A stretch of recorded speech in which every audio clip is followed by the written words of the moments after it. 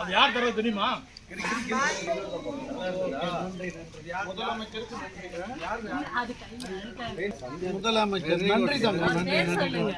நல்லா படிக்கணும்னா என்ன படிக்கிற? நீ என்ன படிக்கிற?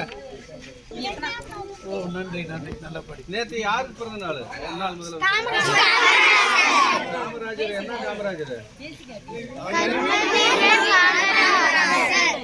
விருதுநகரின் வீரரே, படிக்காத மேதையே, கல்வி கண் திறந்தவரே, காந்தி வழியில் வந்த எங்கள் தென்னாட்டு காந்தியே.